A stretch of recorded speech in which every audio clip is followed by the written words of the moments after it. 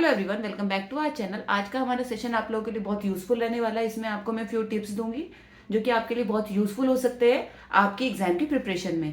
जैसे कि आपको पता ही होगा कि टीजीटी की जो एडवर्टीजमेंट है वो आ चुकी है और फॉर्म फिलिंग शुरू हो चुकी है फ्रॉम 8th ऑफ फेब।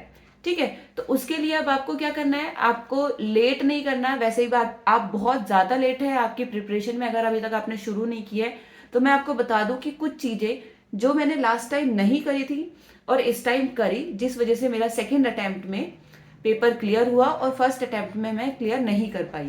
सबसे पहली चीज, फर्स्ट अटेम्प्ट में मैंने क्या किया, मैंने नोटिफिकेशन का वेट किया। ठीक है, ये मेरी सबसे बड़ी गलती थी कि मैंने पहले एग्जाम में नोटिफिकेशन का वेट किया। मुझे ये था कि मेरा सिलेक्शन हो जाएगा, नहीं हुआ।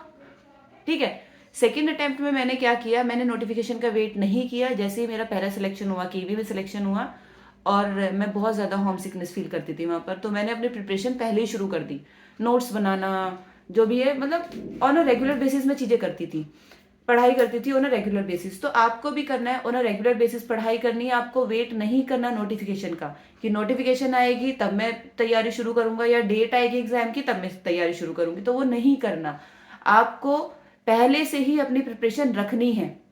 ठीक है, दूसरी जो मेरी कमी थी, लास्ट टाइम मैंने नोट्स नहीं बनाए। कुछ टॉपिक्स को मैंने बहुत ही ज्यादा अंडर एस्टिमेट किया, वो आपको नहीं करना। सेकेंड अटेम्प्ट में मैंने नोट्स बनाए, प्रॉपर मेरी प्लानिंग थी, नोट्स बनाए और मैंने किसी भी टॉपिक को अंडर एस्टिमेट नहीं किया। इजी से इजी, डिफिकल्ट से डिफिकल्ट टॉपिक मैंने किया। मैंने जितने टॉपिक्स मुझसे हो सकते थे मैंने किए। तीसरी जो मेरी कमी थी पहले अटेम्प्ट में, जो मुझे लगता है, वो ये थी कि मेरी एक प्रॉपर स्ट्रेटेजी नहीं थी। तो मैं पेपर वन में, जो कि आपका जनरल पेपर होता है, पेपर वन में ही मुझे अराउंड 1 hour 10 minutes लग गए थे। दैट इज 70 मिनट्स मैंने पेपर वन में लगा दिए और पेपर टू के लिए मेरे पास हार्डली 50 मिनट्स बचे थे। ठीक है, वो भी मेरी कमी थी। ठीक है, लेकिन इन पेपर टू, मतलब in my second attempt, what I did, मैंने प्रॉपर एक स्ट्रेटेजी बनाई कि पेपर वन में मुझे 40 to 45 मिनट्स देने हैं और उसके बाद मुझे पेपर टू को ज़्यादा टाइम देना है, क्योंकि मेरा जो सब्जेक्ट था वो काफ़ी लेंथी सब्जेक्ट में आता है, मैथमेटिक्स था। अगर उसमें कैलकुलेशन आ जाती तो बहुत ज़्यादा लेंथी हो जाता है। तो एक जो जेन्युइन कैंडिडेट है वो समझ सकता है कि अगर अच्छी कैलकुलेशन, कैलकुलेटिव एग्जाम आता है तो एक क्वेश्चन को करने में आपको 2 मिनट लग जाते हैं, इजीली लग जाते हैं। अगर आपकी बहुत अच्छी तैयारी है, 1 मिनट, 1 से 2 मिनट में आप फिर भी आपको लगेंगे ही लगेंगे। ठीक है, अगर लेंथी एग्जाम आया है तो 2 मिनट का क्या मतलब है, अगर 2 मिनट आपको लग रहे हैं तो आप 1 घंटे में, 60 मिनट्स में कितना, हार्डली 30 क्वेश्चन कर पाओगे। ठीक है, तो आपको अपने आप को प्रिपेयर कर रखना है दोनों चीजों के लिए, specially for TGT maths candidate. आपको दोनों चीजें के लिए खुद को प्रिपेयर रखना है कि आपका पेपर लेंथी भी आ सकता है और आपका पेपर टू द पॉइंट भी आ सकता है। ठीक है, तो आपको एक ऐसी स्ट्रेटजी तैयार करनी है जो आपके साथ ना, जो दोनों ही तरह के एग्जाम में काम करे।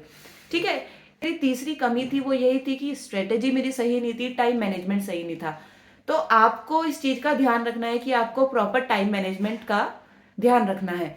अभी तो ये मैं आपको टीजीटी मैथ्स के लिए बता रही हूँ। जैसे right now I am preparing for PGT English, तो पीजीटी इंग्लिश में मेरी जो प्रिपरेशन है, स्ट्रेटेजी है, वो बिल्कुल अलग है। अब मुझे ये पता है मुझे प्रॉपर टाइम देना है पेपर वन को और उसमें मुझे अच्छा स्कोर लाना है। इस बार मुझे एक डिसेंट स्कोर नहीं लाना, इस बार मुझे काफी अच्छे स्कोर लाना है। इस बार मेरी कोशिश यही है कि मेरे 70 अबव मार्क्स आए, 70 80 इस रेंज में मेरे मार्क्स रहे। ठीक है, तो इसके लिए मैं पेपर वन को टाइम भी दे सकती हूँ।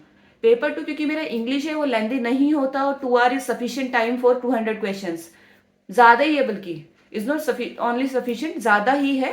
तो मुझे ऐसा लगता है पेपर वन के लिए मैं आराम से 1 घंटा भी कर ले लूँ ना, तो मुझे लगता है कि मेरे पास पेपर टू के लिए टाइम कम नहीं रहेगा।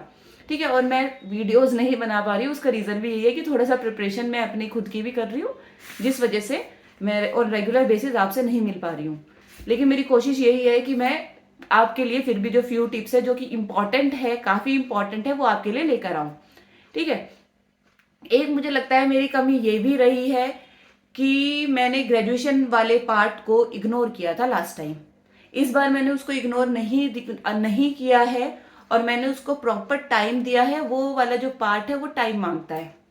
ठीक है, और एक और जो मेरी टिप है आपके लिए, या ये बोलेंगे एक और मेरा सजेशन है आपके लिए, वो ये भी है कि आप प्लीज किसी के बहकावे में ना आए। जैसे मेरी एक फ्रेंड है, मेरी एक बहुत सारे फ्रेंड्स हैं, वो प्रिपरेशन कर रहे हैं right now for TGT maths. और वो जैसे मुझे एक फ्रेंड से पता चला कि वो बता रही थी कि कहीं से मुझे सुनने में आया है, क्या सुनने में आया है, उसको ये सुनने में आया है कि इस बार पेपर में ना 11th-12th का ज्यादा आने वाला है। तो देखो, ये जहां से ये आपको ऐसी प्रेडिक्शंस मिलती है ना, प्लीज मत सुनिए, ठीक है।